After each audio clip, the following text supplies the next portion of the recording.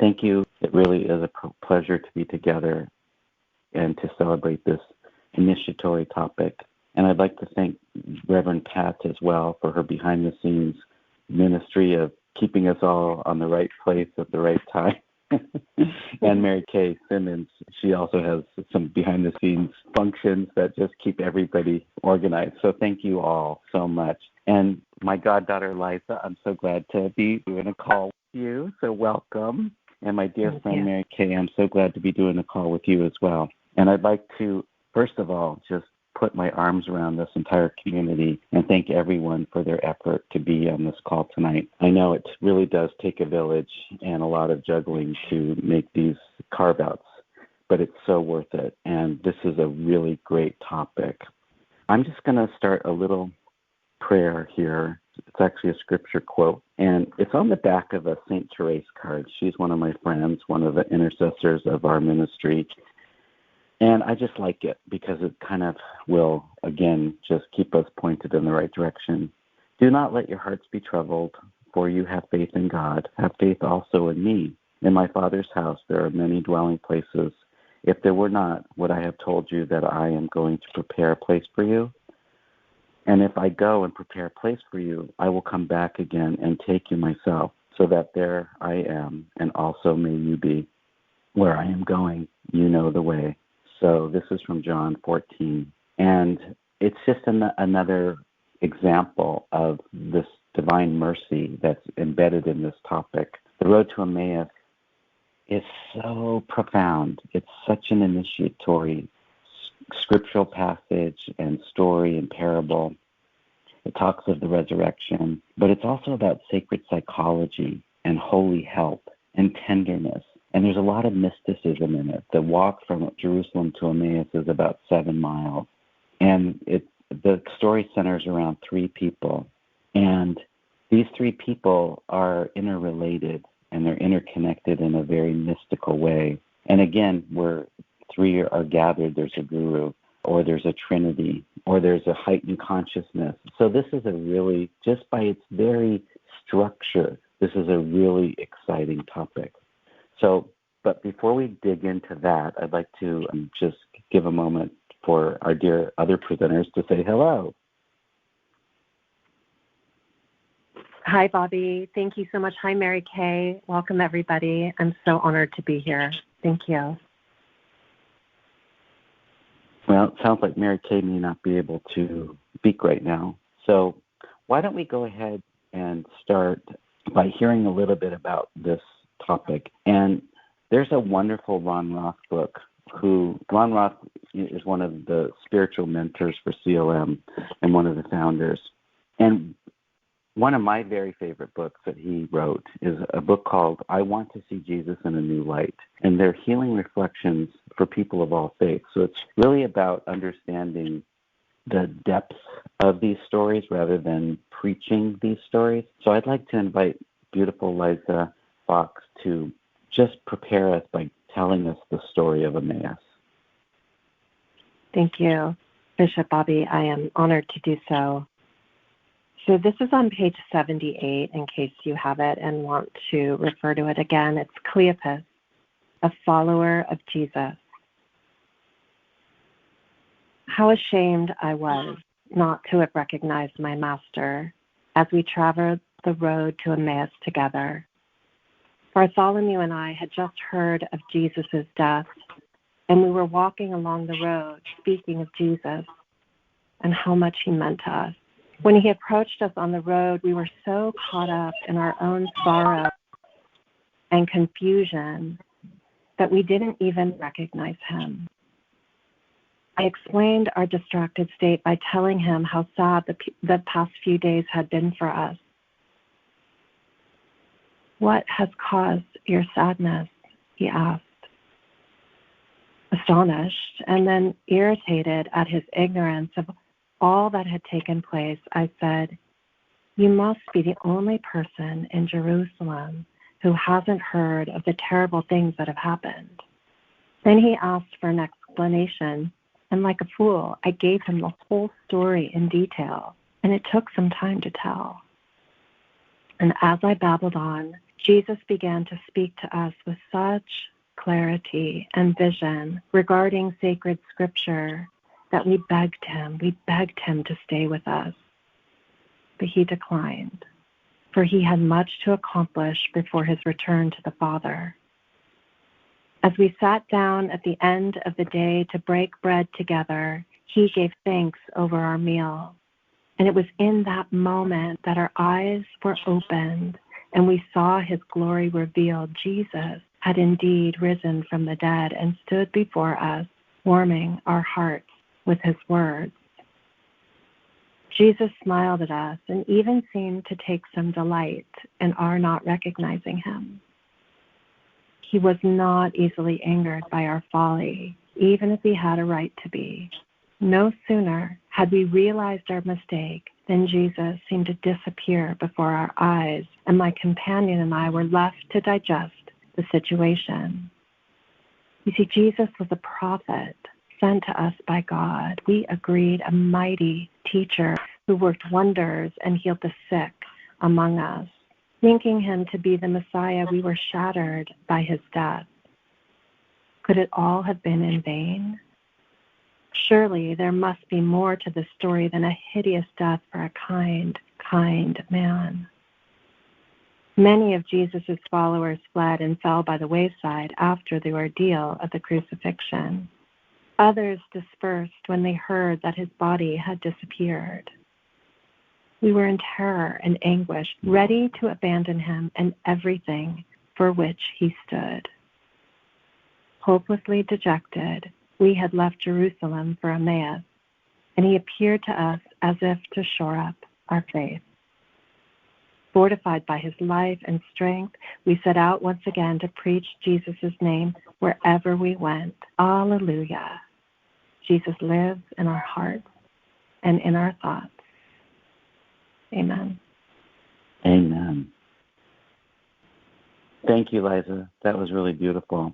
And the thing I like about this story is it really brings us back to our own reality, where we get to have mea culpa, and out with doubt, worry, and fear. And again, take responsibility for our reality. And it shows the deep mercy that the consciousness, the Christ consciousness has for all of us to be sorted out in our times of trouble. So even though we might feel like we're very much alone, we're not when we have the eyes to see and the heart to know. So with that, I'm going to actually turn this back over to Mary Kay and say hello and ask her a question. Hello, I am here. Thank you. Welcome, and I'm glad to be here. Somehow or another, my phone got muted and miraculously got unmuted, so it's all great. Thank you, Mary Kay. It's so good to hear your voice. And so we've been on many roads together. we've walked down the roads of India. We've walked down the roads of Brazil. We've walked down the roads of San Francisco, and lots of different places. So I was just hoping that maybe you could share a little bit about your walk of Emmaus, which includes possibly some miracles that you experienced along the way, perhaps like in Medjugorje, which we just came back from in March. Yes, we did. And I thank you so much for inviting me to be on this call. And it's been a really wonderful experience to delve into this parable and this story, because it really maps over my life very well, and something I'm learning daily, momently sometimes. So, yes, we did go to Medjugorje, and as many of you know, I have had for the last few years a few cranky knees, I call them, and I wasn't sure if I had the strength that should go, and I was assured that I should go and that it was a good time for me to go, and I was in training with a great PT who was training with me, and so I decided, yes, I'm going to Medjugorje on this trip, and I was just all excited. And then one day I just got full of anxiety and fear. Really, can I do this? Are you sure? Should I? So I reached out to Barbara Rose, who's my spiritual godmother, and asked if she had time, and she said yes. And so we spoke, and I told her what was happening with me, and she started to speak, and then all of a sudden she was communicating a message from the Blessed Mother, which was, please come, I've been waiting for you. It will be fine. You will be fine. I will take care of you. And then she explained how through the energy that I would be safe, and with the group I was coming with, I would be safe, and that I would be able to do everything that I needed to get what I wanted to kind of get out of this trip. And I was so moved, as you can tell my voice. And so that was it with the anxiety. I just got very excited and trusted that would happen. And I had walking sticks, and I had my trainer said, yep, you're ready, go for it. The walking sticks were measured and all that. And I was traveling with Bobby, and he assured me that I wasn't going to be left behind. And, I had lots of help, if I needed help or something, but it was fine. Everything worked out really great. We got there. It was beautiful. The group was fabulous. We had a really good connection with everybody. And so then there's 2 walks. So those of you who've been to Medjugorje, or those may have heard, there's one up to Aberration Hill and one up to Cross Mountain. And I'm a trekker. I trekked up to 17,000 feet. I ran a marathon. I've been a runner. So I understand the terrain and the process. And so anyway, the day we go to Aberration Hill, oftentimes I get anxious before I do something like that, and especially since I was not sure. But I woke up the day we were going to go to Aberration Hill so excited, and just never even thought of anxiety or fear. It just didn't even cross. It wasn't in my body. I didn't even think of it, which I only noticed that at the end of the walk or the trek or the hike. And it was just miraculous the whole day, and I had so much fun. We started off, and and it's a very rocky terrain, and walking sticks aren't very helpful because there's not space. And I didn't even think about that. We got to this first point, and we sat down waiting for everybody to gather. And then we started to take off, and the next thing I know, Ron, our guide, came over, and he said, okay, I'm going on this side. And my friend Mary Wong, who was on the trip with me, she got on the other side. She goes, okay, let's go, Mary Kay. And I didn't even realize. I said, oh, okay, fine. And we just went. We were like in our own little bubble. And we got all the way up to the top. And it was just miraculous. I was just in joy. And my fear was that I would be so slow, I would hold the group back. And it didn't I didn't even think about that once we got going, or even that day. And we just kept going, and it was just a wonderful connection. There's stations of the cross, and we stopped at each one and prayed and said the rosary, and then just kept going up. And we sat up there. It was just, when I got to the top, I just felt this huge connection with the Blessed Mother, and we just sat and beat together. And then eventually the group was ready to go down, and we were laughing all the way down because it's harder going down. And it was just, I got down and I thought, oh my gosh! And we had pictures of me getting down. I just looked up and people were taking pictures. I was like so happy to be there. Not that I completed it, just to be in communication and connection with the Divine and with the Blessed Mother and with our group. And that was just a total miracle, that I was able to do that. And my trainer, when I got back, I showed him the pictures, and he said, I just really am really proud of you, but I just can't even believe that you did that. And I know the reason I was able to do it was because of the Blessed Mother and the Divine showering me with their graces, holding me in their hands, and the energy that just carried me through the whole trip. And it was a huge miracle for me. So that's one of them. That's beautiful. That's so beautiful. Well, you know what they say, if you want to get to Jesus, you got to go through Mary's heart. So absolutely. I think you found your way to that intercession of the Christ through your devotion to Mother Mary, and you also have her name, so that helps too. And having Mary on your side was also really great. Right. Can I tell one little small vignette on that? The first night we got there, I was with a group, and then all of a sudden I was going back to the hotel by myself, and I got lost, and I had no idea where I was. I had a phone, I called, but nobody was available or answered, and I didn't even know if I was calling correctly. So I just stood there, and it was dark. I wasn't afraid of anything happening to me. I was just thinking, well, I'm going to sleep outdoors all night, maybe, I don't know. And I just prayed to the Blessed Mother. And within 5 minutes, one person came by, and she was from Italy and did not speak any English. But I had a card to the hotel, and she knew I was lost. And I miraculously got back to the hotel, which was, of course, just around the corner and down the bend. But that was another huge miracle that started off the trip, too. So I was going to share that quickly. Oh, that's great. I love that story. What you don't know is I was running around looking for you in the dark because I knew you didn't have a card and we were jet lagged and had just gotten off the plane and went right to the church. But I was also looking for you in the dark, trying to figure out where you were. And then I got back to the hotel and there you were. I know. So, I called you and you didn't answer. And I said, well, I don't even know how the phones work here, if you have to be in the hotel or whatever. Anyway, so I was taken care of very well. Thank you. Yeah. So, Liza, I know you also have some incredible Emmaus stories, and one of them includes a very sacred experience that you had this summer. So maybe you could share about that. Oh, I'd love to. Thank you. And I just love being with the two of you and your love for each other. It is so, and joining you on the road is an honor. So thank you so much for including me. Always.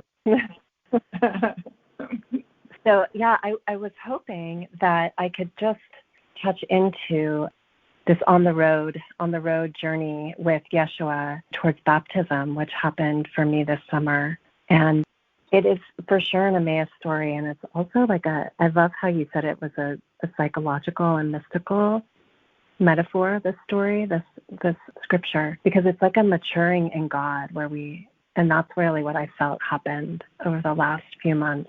And it really started, Bobby, with the communion service in the spring retreat with you, and which was so powerful. You were so deep in your connection to Spirit, and I really felt how you pray, and it opened me up to experiencing Yeshua in an entirely new way, like at a cellular level. Like I burst into tears. I've never been that experience hasn't happened for me in communion, where I was just sobbing, and I was feeling the group and feeling you and feeling myself in connection with Yeshua. And right after that depth of connection, I got COVID, actually. And so on the road, like you were Yeshua in a moment for me. You were helping me open my eyes. And when I got COVID, I know and I really deeply honor how hard COVID has been for so many. And for me, it was a tremendous healing experience, because I actually had to grapple with some ways that I was blocking myself from God. And it was in this kind of arrogant armor that I was holding, where I didn't think I would get it.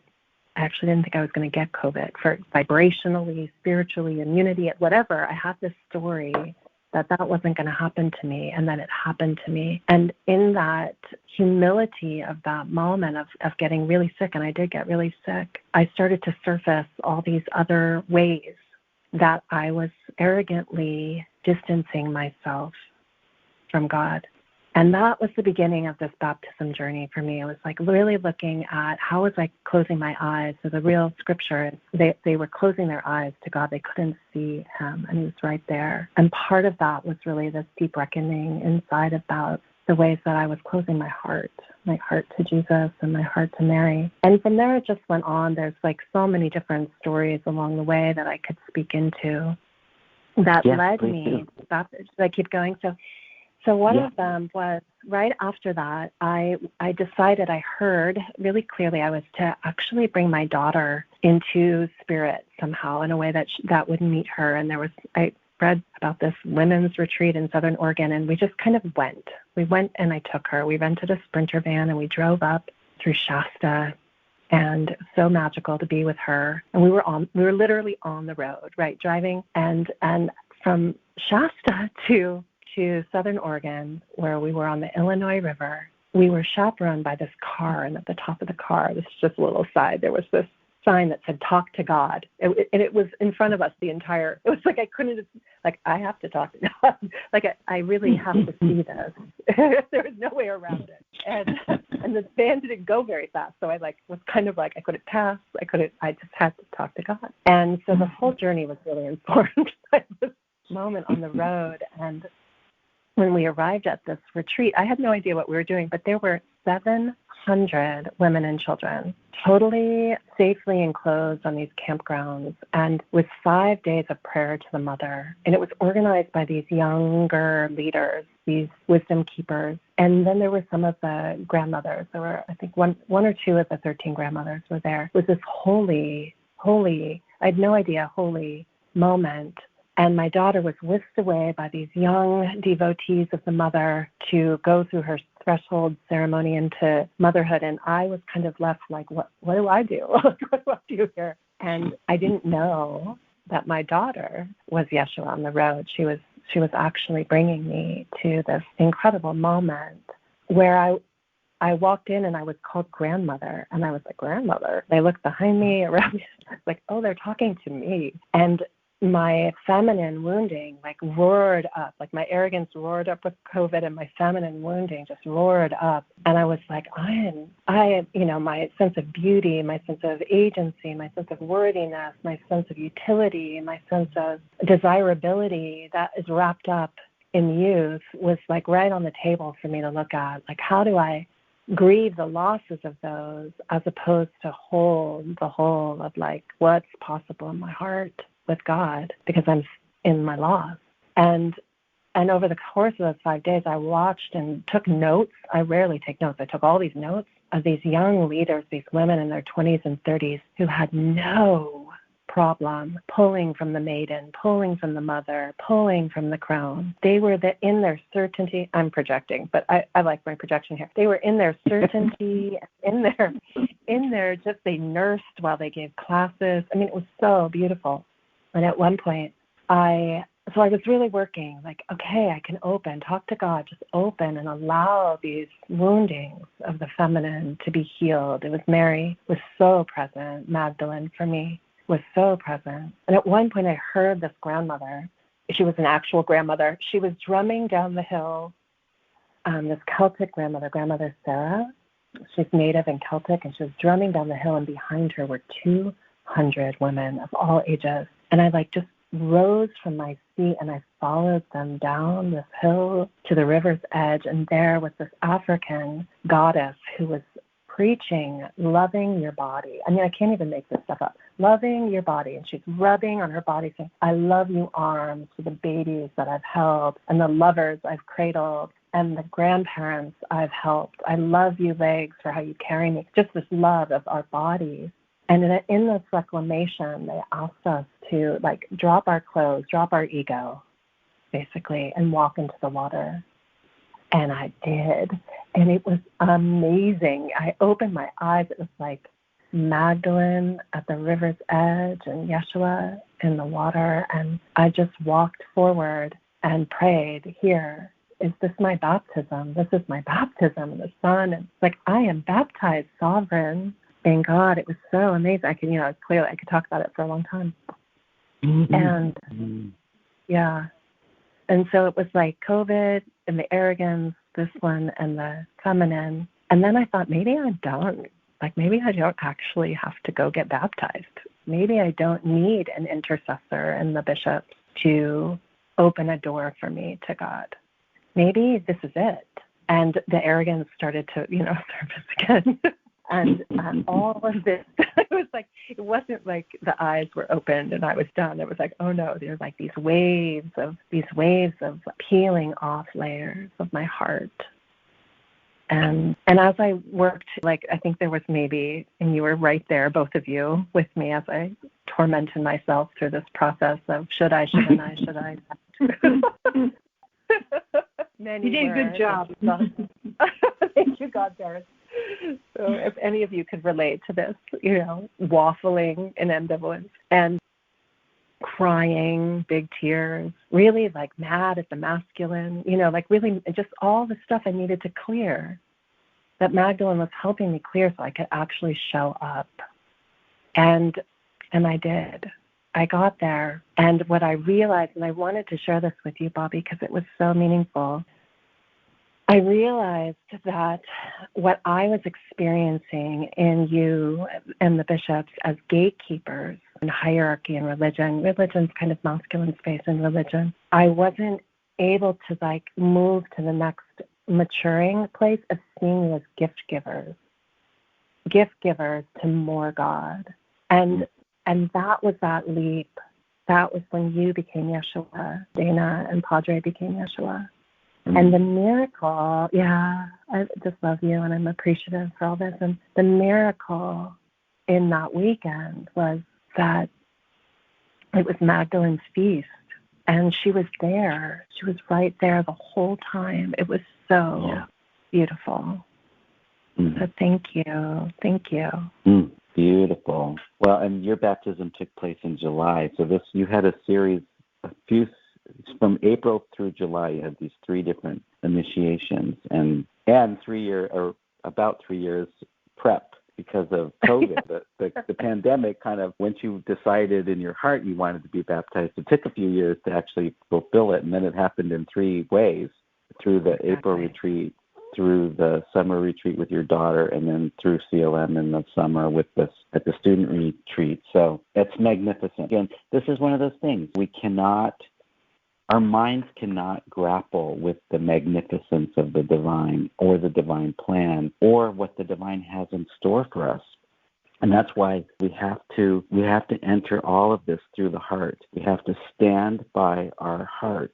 And I want to just weave in Mary Magdalene and the name of Mary because it's so significant. This is a resurrection story, Emmaus. It's one of the 4 stories of resurrection. And, of course, the big one is that Jesus is on a cross and he dies.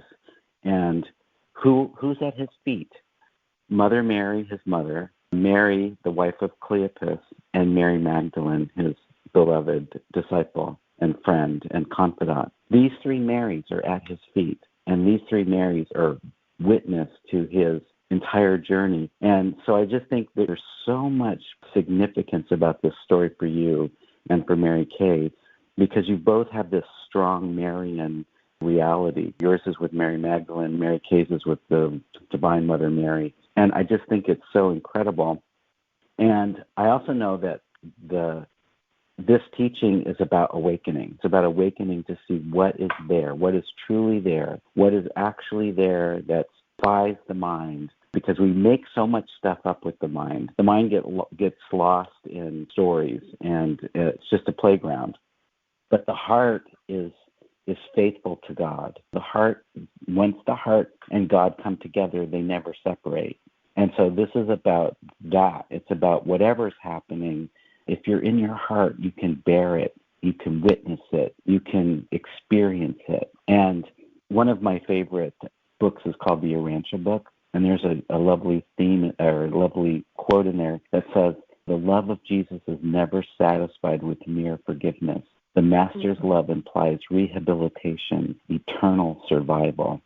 And Mary Kay has just been going through a massive rehabilitation. So I'd like to invite her to maybe speak a little bit about her rehabilitation walk of Emmaus.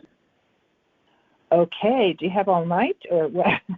No, I'll keep it short. I do want to acknowledge, though, thank you so much, Liza, for your story. It was really very touching and also expansive, helped expand for me. Also, Bobby, you and I have been doing this walk to Emmaus for a long time as my healer, and you've gone through many, many different things. And the last 3 years, I think I had atrial fib for about a year, and you helped me focus on. And I really learned that when things go on in my body, it's a spiritual opportunity to see what gifts I'm being given. And sometimes I have to dig hard, and sometimes I need my friends, such as you, to help me see this. What's the purpose of this? So I had that, and then I had a very toxic reaction to the COVID vaccine, and that took me about a year to get through all of that. But I really kept learning to surrender, because it's not my plan, it's God's plan. And that I had the atrial fib right before I retired, a year before I retired. Then I retired, and then I got the reaction to the COVID virus vaccine. And I thought, well, and people would say, "How's retirement?" And I go, "Well, not quite what I thought it was going to be." I'm not quite retired. I'm in my out of the mind and into the heart. Exactly. And I really was able to just be with it, and I'd start getting better, and then, I got one more thing here we got to take care of. And then I started, and that's where I started working with a trainer, because I was back but not doing anything physically for so long. Started working with this great trainer that one of my healers told me about, and it really was a good fit. And then went to Medjugorje and came back, and we got to a point where I was kind of flat. He couldn't do much more with me because my knee was really acting up and giving me some problems. And so he said, when was the last? So I decided to get an evaluation, a consult, and I went in not thinking at all what I was going to hear. We went to a really good person that Bobby had known about and recommended, an orthopedic surgeon. And I went to see him, and I really appreciated his knowledge and his bedside manners, and took x-rays that I didn't appreciate. And it was bone on bone. And he goes, well, it's just clear you need a total knee replacement. And I went, huh? And I walked out of the office just like, how could that be? I live by myself. I can't take care of myself as long as he was talking about. Who's going to do that? And just started the whole litany of fear, all this fear coming up. And I knew this was a big teaching for me. It was really going to be a big teaching. And what also I learned about 15 years ago through working with Bobby and the guides, that I had taken on a commitment to clear the karma on my mother's side of the family. And I had been doing it diligently, I have to say, and I usually do it through my legs, and not knowing what it was, but that's how I clear things, so through my legs. And it's oftentimes painful, but it just is what it is. And so this time I thought, wow, okay. But I said, I started looking at what to do, and then I was talking to my godparents, Bob and Diana, and I said, guess what? I have to have this. And out of their mouths immediately was, oh, my God, that's so great. You get a new knee. What a gift. And it just stunned me. I'm like, what? Yes, that's true. But all I was looking at was the fear and the anxiety I had, and the horror stories that, as a nurse, and also friends that have had total knees. My sister had a total knee, and I was with her. So I thought, this is really true. This is a gift. This is what I can accept and surrender to, and this is my gift from the divine. And it just turned me around immediately. And I started seeing how things just started showing up. When I told a dear friend of mine, Rebecca, she said, oh, can I come stay with you and take care of you? I thought, what happened? Where is that coming from? And Bobby totally supported me and said, okay, this and this and this. And where I was going to have the surgery, he works at that hospital. And it turned out that the day I was going to have surgery was the day he's there. So, all these miracles started happening. Things just that seemed hard for me, like getting new clothes that I needed to wear during recovery, and food. And people stepped up and said, oh, can I bring food to you? So there were all of these beautiful things. And then that were happening. And then I got somebody, a friend of mine who just had been out of town, George, and he'd been out working around and was now back home. And he said, oh, I can drive you. And all these things like that, just one after the other. And I just had no concern. I saw that I was just being taken care of. And when was I going to learn that? When was I going to know that the divine always has my back, always is holding me, the Blessed Mother is always watching over me, and that things show up if you just can be present. And I started learning that, and it's just never stopped. It's been just these miracles. I went into for surgery at 6:00 in the morning, and I had the best nurse. The surgery nurse came in. I had no idea who he was. He had a mask on. He told me his name. I couldn't understand it through the mask, and he just stood there and goes, I'm going to be your nurse. I'm going to take care of you. I'm not leaving your side until you're finished with surgery and going to recovery. And I go, okay, you're my nurse for sure. I want you. And the anesthesiologist came in, and he sat and he had every hair in place. He was impeccable. And I thought, I want you as my anesthesiologist. You're going to pay attention to details. And then he told me all the good stuff and the negative stuff. And I said, you're a really great teacher, and I have learned a lot from you. Now, can I ask you something? He goes, sure.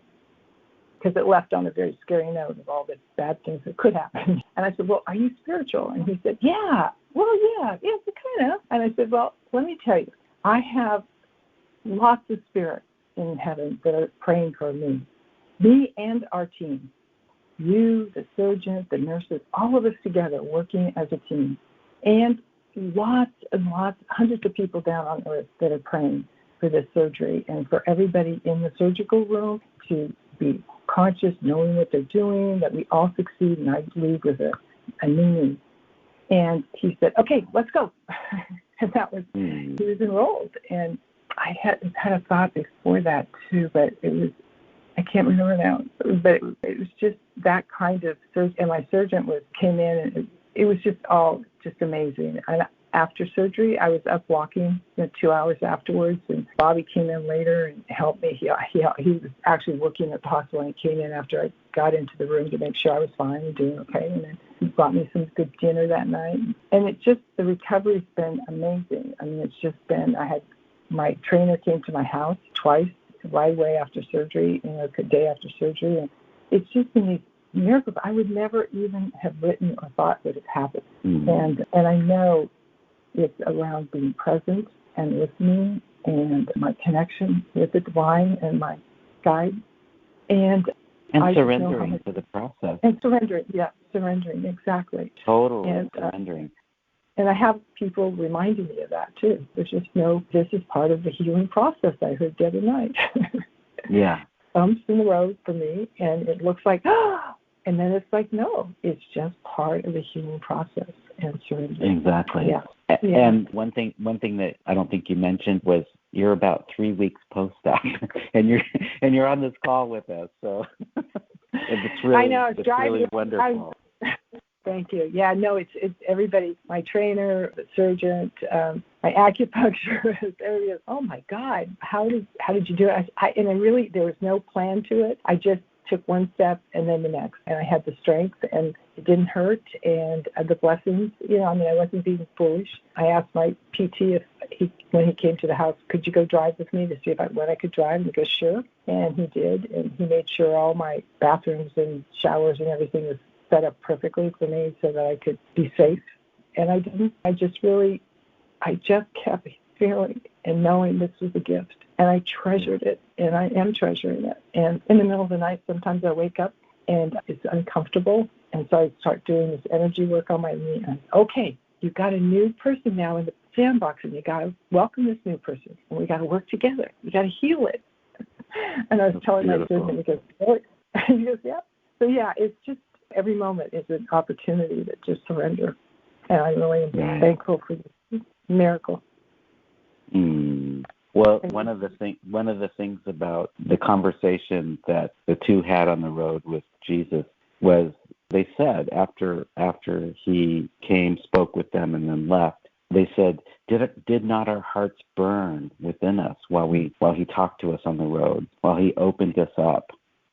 Mm-hmm. And that's always the thing. You can always tell that this is a divine moment when you're not sure of what's happening, and it feels really big, but suddenly everything opens.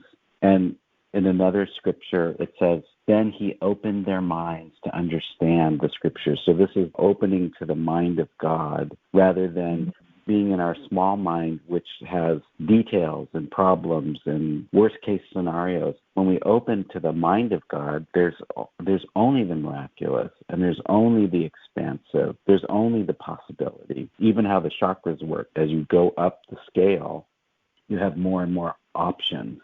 So if you ever feel like you're in a lockdown, that's the moment to just pray and ask to have your eyes opened, your heart opened, your spirit to unite with the greater. And Liza, I think you had come across some really beautiful information about the couple who were on the road to Emmaus. Would you mind sharing a little bit about that? Yeah, I would love to. Thank you. And thank you again, Mary Kay. I just love you, and I love your heart, and you always open it freely. So it's such a gift.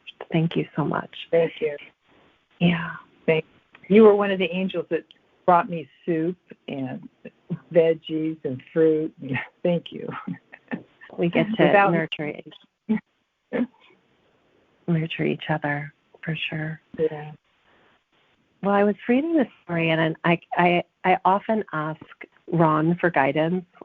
And I'm like, Ron, what am I missing? Like, what about the feminine in here? And he's like, well, look it up.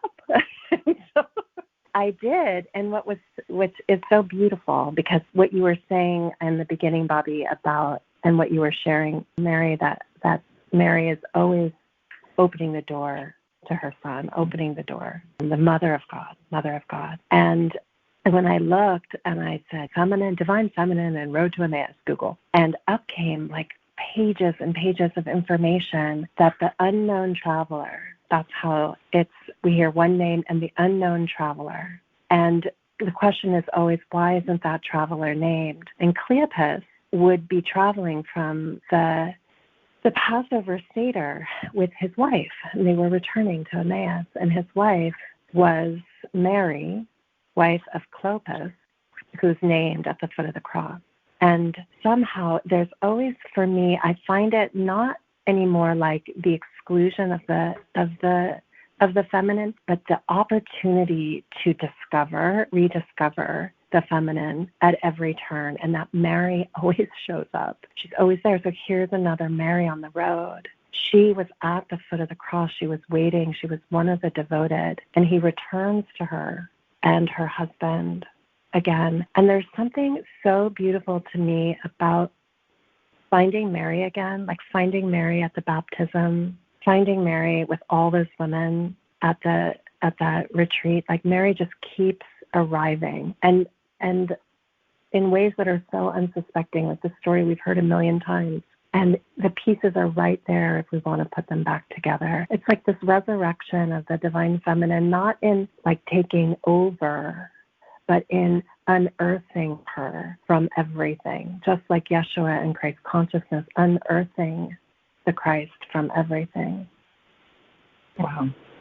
In Matthew, it says, where two or more are gathered in my name, there I am among them. And it's clear, like, the Christ consciousness does not have male and female. It doesn't have this person or that person. It has all people. We're all there together in this name. And that's why this story is so rich, because the road to Emmaus is really the road to our inner knowing of ourself in wholeness, and our inner knowing of ourself in community, and our inner knowing of ourself in relationship to other. And it's just so beautiful. And I love that you found that about the third participant being the wife of Cleopas, because wouldn't that be so obvious that here are these people, they were devout disciples, and then suddenly their teacher is killed, and they are freaking out, and they're also just in so much pain and anguish. And so they're on the road, they're just trying to talk it out. Haven't you been in a crisis like that where you just cannot believe what has just unfolded before you? You can't believe it. It's surreal. And you're just trying to find a way to soothe yourself, but also to not abandon yourself. But every part of you wants to run. Every part of you wants to just run down that road and just go get home and hide, because it's just so scary. And I feel like that's what this story helps us with. It helps us to see that we're never alone, no matter how bad it feels, no matter how scary it gets, and no matter how our expectations get failed. That's what this is the truth. It's like sometimes something will happen and our expectations fully fail, so that something can be revealed that is eternal, that is lofty, that is supernatural, that is so awesome in its consciousness, which we would not have been able to have if there wasn't a room made, some space made in our reality for that. And so Mary Kay's had that with surgery. She's had that with taking on a big effort. You've had that, Liza, with all of your work, your mentoring of others, your mothering of others, your excavating of your old self and allowing this new self to be born. That is the walk of Emmaus. That's what we do. We just have to constantly be renewed in the spirit. And when we go to sleep, we die. We just literally die if we do not keep excavating and opening ourselves to the more. I mean, I think this is one of the things that Padre has always shown us through his walk of Emmaus. you might feel like you have it all figured out, and then something happens and you have to open even further. Mm-hmm. Yeah. So this is our constant opportunity, is to open, to pursue love and to earnestly desire the spiritual gifts to come through prophecy. In this case, the prophecy was the apparition of Jesus, or the resurrection of Jesus in coming to this couple and healing their hearts and walking them through all the steps of this prophecy so that they could really understand it. I was just going to add that this whole venture and invitation and contemplation that I've been in around this story and the road, how does this play out in my life, it really is that we're all walking each other home. We're walking down the road to Emmaus, and that's heaven. And that the people that are next to us can be the guide, can be the inspiration, can be the, oh, you get a new knee, or this is the way home. Here's where the hotel is. It can be Jesus right there, the Spirit right there, covering and giving us instructions through other people. And the other part for me was that I always have expectations, how it should be. And I've really learned over these last few years just that there's no value in having expectations, because that's me, that's my will, and it's really God's will. And I don't know what God's will unfolds as I take each breath. And to be in gratitude and just really stay in gratitude for everything that happens and appreciate it, knowing that God's right there and Blessed Mother's there and that I'll be taken care of. But that walking home, we're all walking each other home, really expands that whole experience for me of Spirit just being with me through people, through signs like what Liza was saying, talk to Jesus, just the little signs all around us that if we're present, we can see it. That's all. I just want to add that. Oh, thank you. No, that's so beautiful.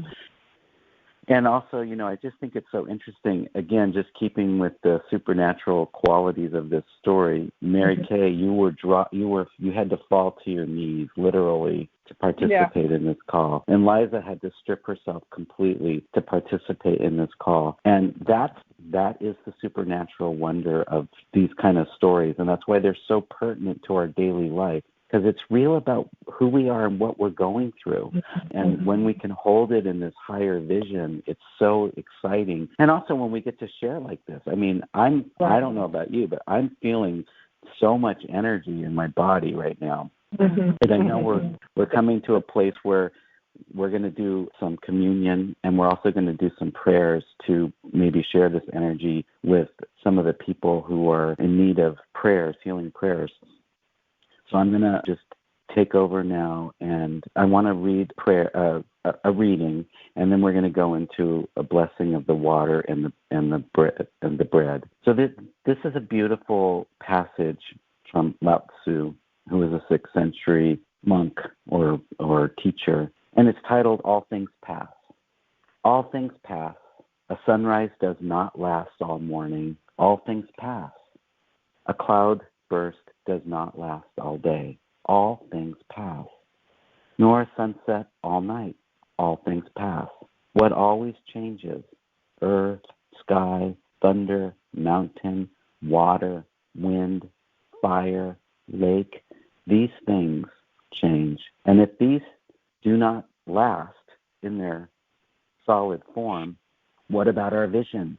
What about our illusions? They come and go, because all things pass. So we do not have to be concerned about the scary stories that we have built our life around or what we're creating out of anxiety, because all these things pass. But we do need to remember this one thing, that once we put our hands together and we open our heart and we say, Divine, come, that decree will create heaven and earth to unite in a powerful way.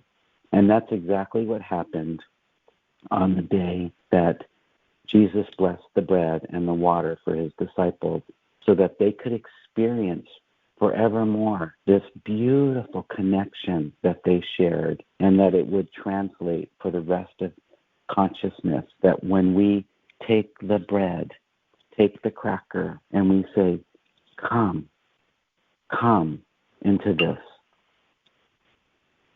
that powerful energy of the divine must come into the cracker, into the bread, and fill it as a living presence, so that we may be healed by the medicine of heaven, by the medicine of the Christ consciousness. And when that bread gets broken and that cracker gets shared, we can feel the eternalness, this manna from heaven. Because Jesus, one of the main teachings that he showed through his entire lifetime was to feed the people. There are so many stories where he simply showed how to feed the people. It's a natural and supernatural experience. So we're using a natural substance and we're bringing in the supernatural energy. So if all of you have your bread in front of you or your cracker, just say, supernatural energy from heaven, the Christ consciousness, come. And trust with all your heart that this is happening.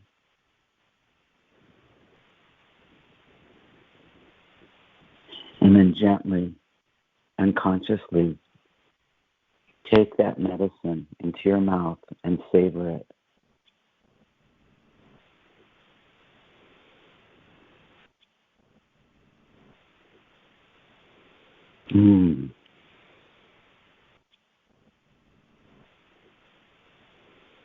And let yourself be healed.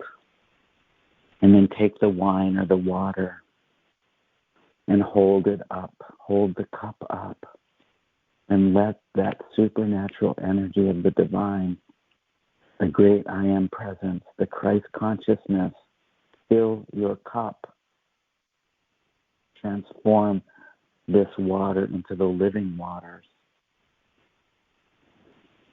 And if you need healing right now, if you need healing to break a fever, this is your moment.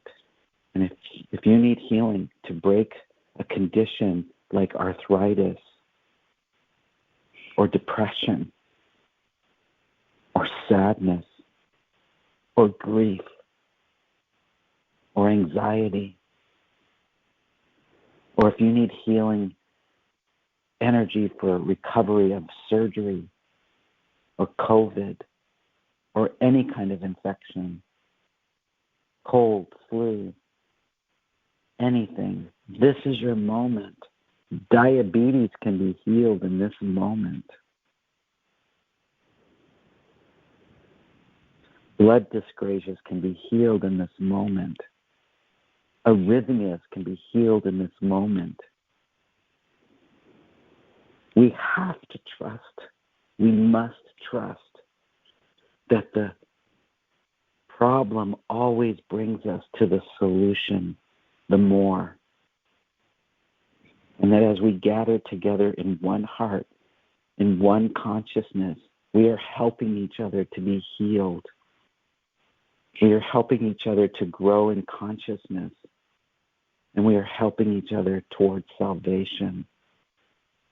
So I invite you now to drink from these living waters, to absolutely know that you are healed. You are healed.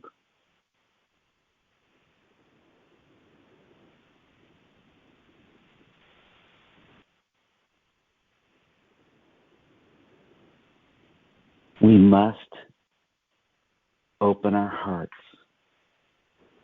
We must let our hearts find their way into the world every moment of the day.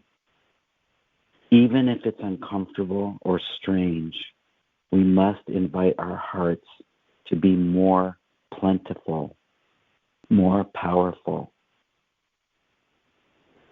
We must invite each other to open their hearts in our presence, even if it's scary, even if it's painful, even if it's awkward. Because if we're not helping each other in this way, we're shutting each other down. And I believe that this time of the Divine Feminine, where the Marys are so strong, where Jesus is appearing to help all people who are calling out to this consciousness, at this time of the Great Awakening, this is our time. We all came forward to be part of this massive awakening on the planet. So I thank each and every one for being on this call tonight. My heart is so full. I'm so grateful for this community.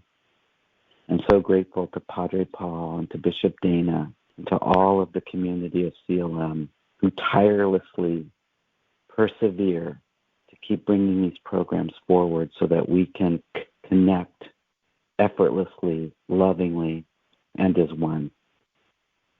Amen. And good evening, everyone.